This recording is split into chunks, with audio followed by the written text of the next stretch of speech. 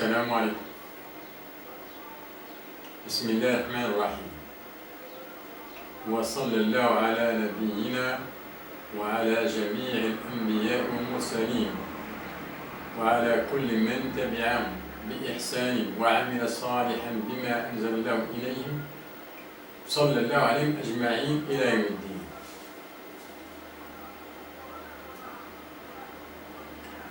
نذكر بما قلناه في الحلقات السابقة على أن المصدر الثاني الذي يسمى بالسنة،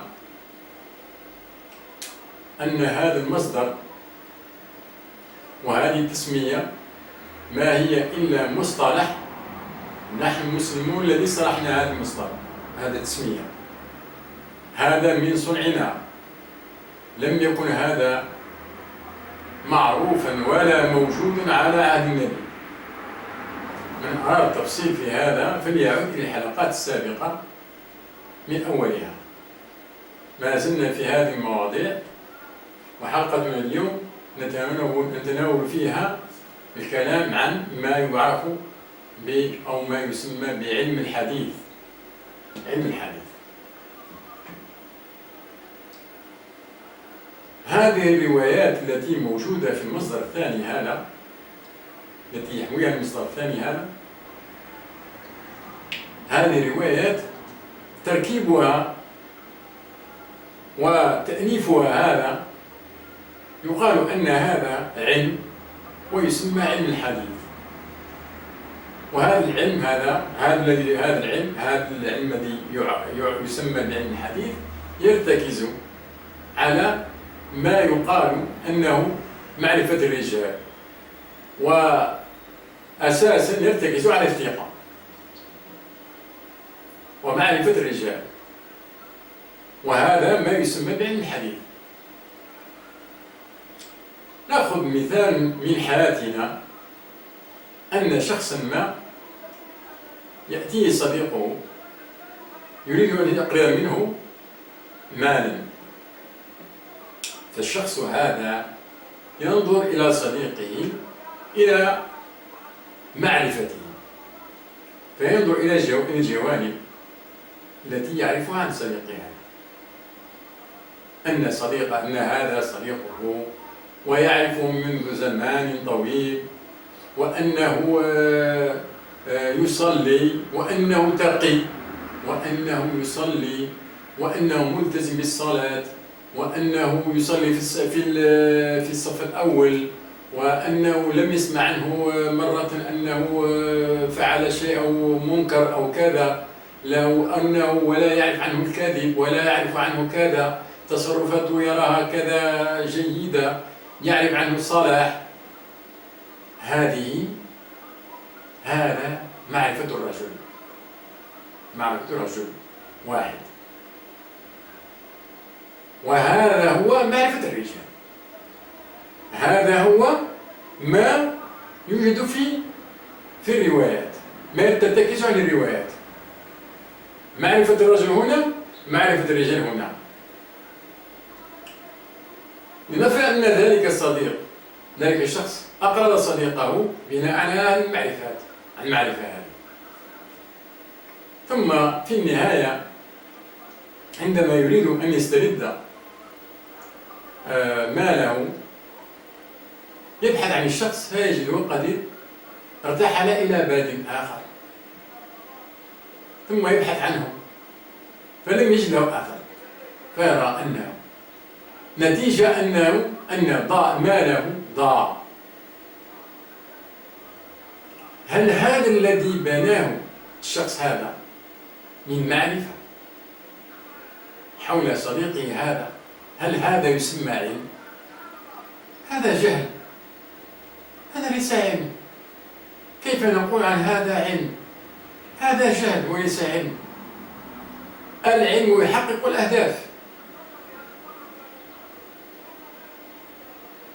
هذا ليس علم، وهذا ما يوجد، وهذا ما يرتكز عليه المصدر الثاني، هذا ما يسمى عن الحديث في هذا المجال. هل الشخص هذا التعامل الذي فعله هل هذا علم؟ هذا ليس علم. أعطيك علم، يعني أعطيك مثال عن مشابه لهذا وهو علم. نأخذ مثلا البنوك. البنوك عالميا، في البنك، أي بنك، خذ أي بنك. نحن نعلم بأن الإنسان عنده أهمية كبيرة في المال. المال عنده أهمية، يكتسي أهمية كبيرة عند الإنسان بصفة عامة، وبالتالي الأهمية الكبرى هذه. وتخيل أن البنك فيه مال كبير وكثير يشارك فيه الكثير من الناس كثير يضعون أموالهم هنا في البنك وهم آمنين، والناس كثيرون يأتون إلى البنوك، إلى البنك هذا، يأخذون منه المال. يعني المال كثير وتعامل كبير في المال، دخول وخروج. المال يخرج بكثرة، يدخل بكثرة، وتعامل كبير مع أشخاص مجهولين تماما، وعملات صعبة، عملات مختلفة، ليس عملة واحدة، عملة مختلفة. الأشخاص اللي يتعاملون مجهولون تماما. الموظفين هؤلاء الموظفين الذين يعملون في البنك هذا، عند توظيفهم لم يشترط لا ثقة ولا صلاة ولا يصلون أو لا يصلون، اشترط في توظيفهم فقط شهادات علمية، فقط تماما، من مدير البنك إلى أبسط عامل. قد تجد بنكا المدير العام الذي يدير البنك يعني تجده لا يصلي، يعني فاسق تماما، يعني يزني، يشرب الخمر، يفعل المنكرات، يفعل الأشياء العجيبة في الحياة، يفعل الأشياء التي لا تتصورها.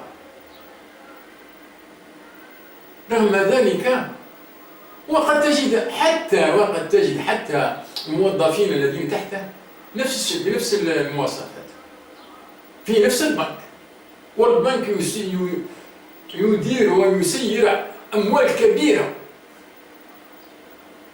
في حين رغم هذه المواصفات فلا تجد ولا ملير واحد يفلت من البنك، ولا سنتيم يفلت من البنك، رغم كل هذه المواصفات. فلا تجد أي خلل في البنك. يعني البنك مبنى العلم، لم يبنى على الثقة ولا على معرفة الرجال. تسيير البنوك لم يبنى على معرفة الرجال ولا الثقة ولا شيء من هذا. شخص قد يكون يعني لا على هوية، كافر مسلم، لا يهم بنك، لا يهمه هذا. تسير بنك لا يهمه هذا، لا يهم أهمية الأشخاص الذين موظفين ولا ما يفعلون ولا مواصفاتهم ولا أوصافهم ولا ماذا يفعلون في حياتهم. أنت ترى يعني بهذه المواصفات البنك يسير، والبنك يسير على أحسن وجه، علما أن البنك شيء كبير كما ذكرنا، مشاركات كبيرة فيه من أموال، دخول وخروجا. انظر إلى هذا علم.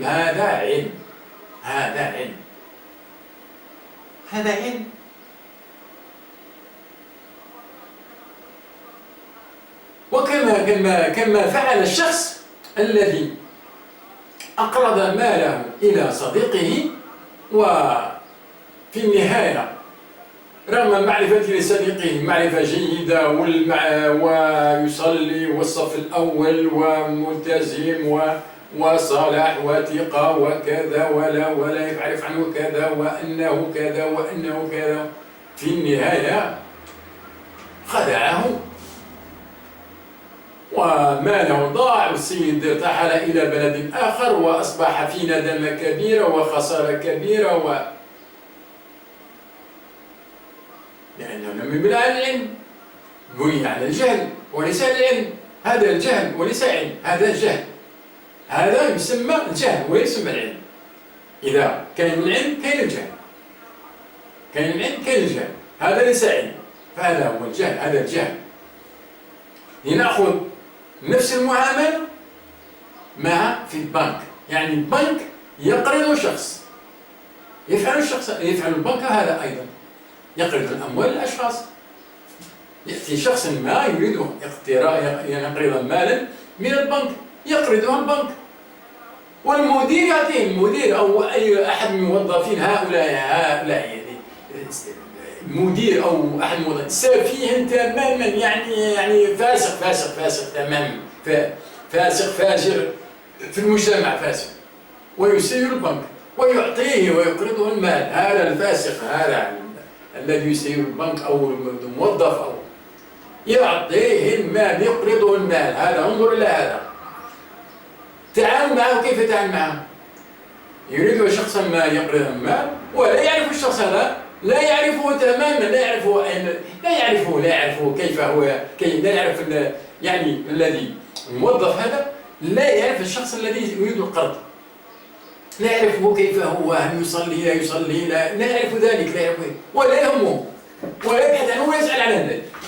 يريد هذا يأتي يقرض من البنك مال، فالموظف هذا يتعامل مع شخص مجهولا تماما. طيب نعطيك، نعم نقرضك المال،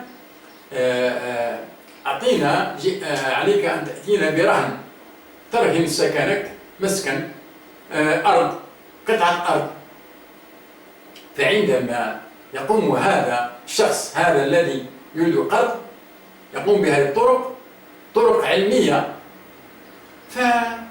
فالقرض يتم القرض والحق هذا يضمن في أمان تماما، لا يفلت القرض، لا يفلت ولا شيء.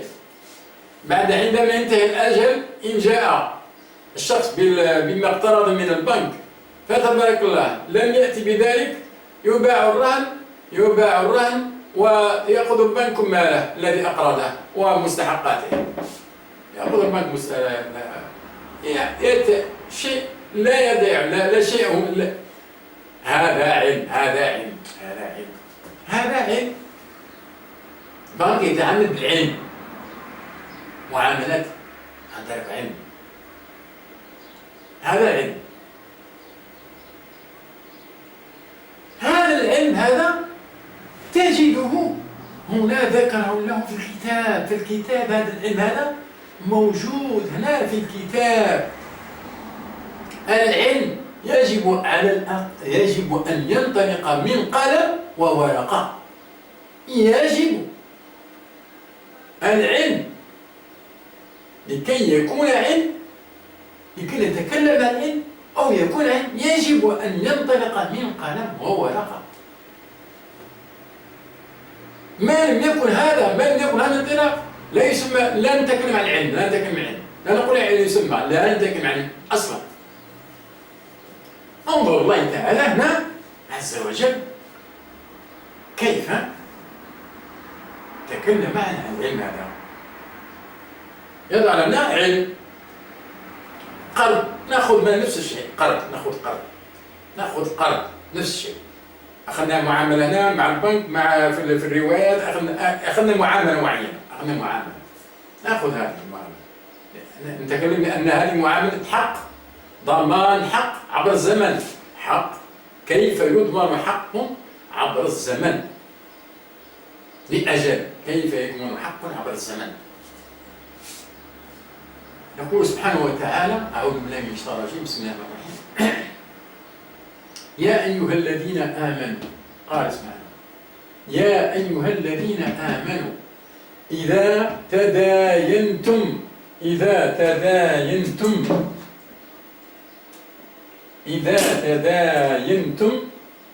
بدين إلى أجل مسمى فاكتبوه. الكتاب فاكتبوه، قلم وورقة، فاكتبوه. ثم يدخل في التفصيل: وليكتب بينكم كاتب بالعدل. كاتب بالعدل أي بما يعرف عندنا هنا موثق. موثق. وليكتب بينكم كاتب بالعدل، نوتار.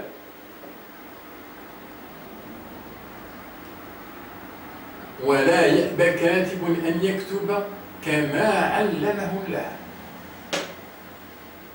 كاتب يجب أن يكون. لماذا نتعامل الكاتب؟ لأن يجب أن يكون عنده علم بالكتابة، كيف يكتب. ولا يأبى كاتب أن يكتب كما علمه الله. لماذا؟ كان ممكن نكتب نحن، كان يقول ممكن لا، نذهب إلى الكاتب. وليكتب بينكم كاتب، ولا يأبى كاتب أن يكتب كما علمه الله. كاتب يكون يعرف كيف يكتب حقوق، كيف يضمن الحقوق، كاتب يعرف. ولا يأبى كاتب أن يكتب كما علمه الله. فليكتب وليتق الله ربه ولا يبخس منه شيئا. فإن كان الذي عليه الحق، هذا الرب، وليملل الذي عليه الحق. من الذي يتكلم؟ من الذي يتكلم؟ إملاء. من الذي يملي كتابة هذه؟ من الذي يمليها؟ هناك حق يريد نقله من زمن من زمن إلى زمن آخر. من الذي يملي؟ يملل إملاء، هذا يبين الله تعالى. وليملل الذي عليه الحق وليتق الله ربه ولا يبخس منه شيئا. فإن كان الذي عليه الحق، زيد يبين، فإن كان الذي عليه الحق سفيها أو ضعيفا أو لا يستطيع أن يمل هو، فليملل وليه بالعدل. بين حالات، فليملل وليه بالعدل. بين حالات. واستشهدوا رغم ذلك، زيد مازال، واستشهدوا شهيدين من رجالكم. جيب الشهود ثاني كذلك. فإن كان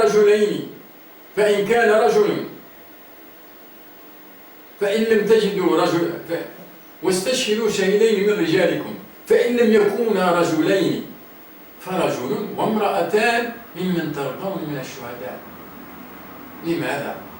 أن تضل إحداهما فتذكر إحداهما الأخرى. زين. ولا يأبى الشهداء إذا ما دعوا ولا تسأموا أن تكتبوه صغيرا، ولا تسأموا أن تكتبوه صغيرا أو كبيرا إلى أجله، ذلكم أقسط عند الله وأقوم، ذلكم أقسط عند الله وأقوم للشهادة وأدنى أن لا ترتابوا. نسيت كنت أعطيتك لا أعطيتني وأدنى أن لا ترتابوا. هذا كل هذا الإجراء هذا الذي ترى، هذا كل هذا الإجراء الذي ترى، هذا لماذا؟ لأن حق تعرض للزمن. أنا حق نريد أن ننقل عبر الزمن، قد يضيع هذا الحق عبر الزمن. إذا ترى هذا الإجراء الذي جعله الله، لو لم يكن هناك زمن، كان العمل يد عن يد، لم يكن زمن هناك لم يكن زمن ينتقل منه انتقل عبره الحق، لكان لا نقوم بهذا الإجراء. وإن كانت تجارة في نفس الآية، وإن كانت تجارة تديرونها بينكم وإن كانت تجارة حاضرة تديرونها بينكم فليس عليكم جناح ألا تكتبوها. وإن كانت تجارة حاضرة تديرونها بينكم، حاضرة تديرون تمتم شدمت، فليس عليكم جناح ألا تكتبوها. وأشهدوا إذا تبايعتم ولا يضار كاتب ولا شهيد وإن تفعلوا فإنه فسوق بكم. خروج عن هذا الإطار بصفة عامة، خروج عن الإطار هذا بأي طريقة أخرى أو خروج عن هذا الإطار ندخل في الفسق. فسق يعني خروج عن الكتاب، خروج عن إرشادات الله التي أعطانا الله إياها. وإن تفعلوا فإنه فسوق بكم واتقوا الله. اتقوا الله، ماذا يقول عن هذا كله؟ واتقوا الله ويعلمكم الله. واتقوا الله ويعلمكم الله.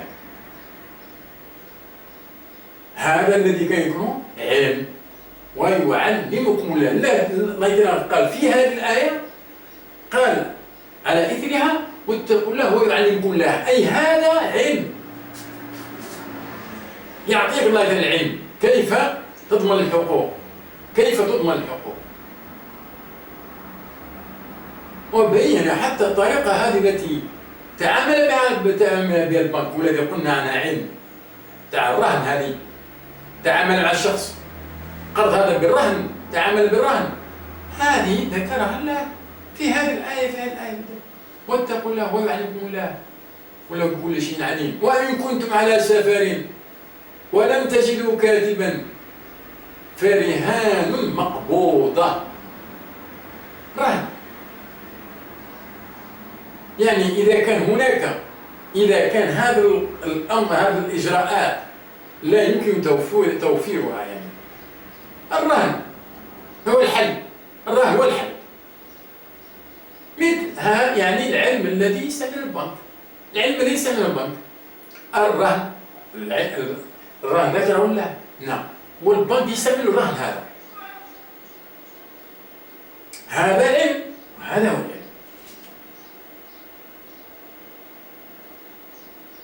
الرهن. إذا ننظر إلى كيف يضمن حقوق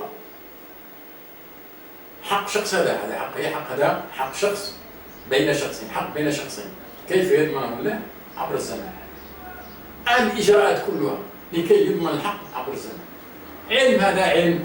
واتقوا الله ويعلمكم الله، هذا علم. كيف تقول عن هذا الحديث هذا معرفة الرجال وثقة، هذا علم، هذا جهل. كيف تقول؟ الروايات هذه لم تقم ولا على شيء من هذا، لا قلم ولا ورقة ولا لا ما كان قلم ورقة، ما كانش. قال روية هكذا، روية هكذا عن شخص مات. قال الشخص ذاك بالمعنى، يقال بالمعنى روية. هل كتبتم؟ لا لم نكتب. ليس لا نكتب. يا هل تعلم أيهما له أهمية كبرى؟ هل حق شخص له أهمية كبرى أم حق أمة تشريع لأمة وعبر الزمان ولأجيال وزمن طويل؟ لو كان هذا من هذا الشيء من عند الله لكان جعل الله له كما جعل، ضمن حقوقه، ضمن نقله كما ضمن للشخص هذا. يقال أن الله يضمن لشخص حقه بهذه الإجراءات، في حين أنها تشريع لأمة وأجيال وكذا لا يتكلم عنها بتاتا، يعني تركها تهمل هكذا، سبحان الله عما يصفون. عاد لا أن نقول بهذا يعني أن الله لم يشرع هذا وليس لم يكلف الأمة بهذا أصلا. لا يوجد شيء، لا يوجد شيء. لماذا؟ أعطيني السؤال لماذا أجبني على هذا؟ لماذا ولا أحد ولا هذا رواد كثير لماذا لم تقم مجموعة معينة على الأقل لم تقم بهذا؟ ما هو المانع الذي منعهم؟ ماذا كان يمنع شخصا ما عندما يريد أن ينتقل ليأخذ مثلا أحاديثا مثلا عن شخص آخر؟ عندما يأتي إلى شخص يريد حديث يأتي بقلم وورقة ثم الشهود ليسمعوا من الشخص ماذا يقول والكتابة. شخص عالم بالكتابة يعرف كيف يكتب حقوق يأتي بشخص يفعل. لو كان عنده علم الكتابة علم بالغ في الكتابة ما كان يفعل هذا الشيء. كان يفعل هذا الشيء يريد أن يأخذ شيئا ما من الأجيال يذهب إلى شخص يأتي بحديث من عنده يذهب فيأتي بشاهدين على الأقل ليحضر ثم الشخص الذي يقول هو هذا وماذا يقول ليس كلامه بل يأتي بالنطق الذي نطق به النبي في ورقة منقول مكتوب ثم يكتب النطق النبي في الورقة بشاهدين والكاتب الذي يعرف كيف يكتب عنده علم الكتابة يكون هو الذي يسجل ثم يأخذ هذا الورقة هذه مواصفات بهذه المواصفات ثم يأخذ هذا الورقة لينقلها إلى شخص آخر بنفس الطريقة أيضا وهكذا. لماذا لم يفعل هذا؟ ولا في حديث واحد حديث واحد ما كانش في هذا حديث واحد لا تجد فيه هذه المواصفات. أي حديث خذ أي حديث لا تجد فيها المواصفات لا توجد. لماذا؟ ما هو المانع؟ كيف بحق شخص يكون بهذه الطريقة يضمن بهذه الحق بهذه الطريقة بهذه الإجراءات؟ عشرات آلاف مئات الروايات الأحاديث ننقلوها هباء ما هكذا عفويا هكذا عبر الأجيال عبر الناس تتكلم كيف تشاء. فوضى كبيرة ثم يقال هذا علم الحديث هذا علم تسمي هذا علم؟ هذا جهل كبير يا عبد الله. انظر البنوك عالمين بنك في روسيا بنوك في روسيا في الصين لا تشتكي بنوك كلها عالميا تتعامل أموال كبيرة تدخل وتخرج عبر العالم أموال كبيرة الذين يسيرونها لا يهم المسلمون الكفار أي مختلطين بنك فيه مختلطين هويات مختلطة بوذي صوفي الآخر مسلم كافر البنك هذا يسيره مجموعات مختلطة في الأديان في المفاهيم لا الهويات مختلطة لا والبنك يسير يعني دون إفلات منه أي شيء. بنوك عالميين ماشي ليس البنك واحد عالميا في جميع الدول في جميع البلدان. هذا علم أما هذا فهو جهل كبير في أمر عظيم يقال عنه تشريع من البشرية.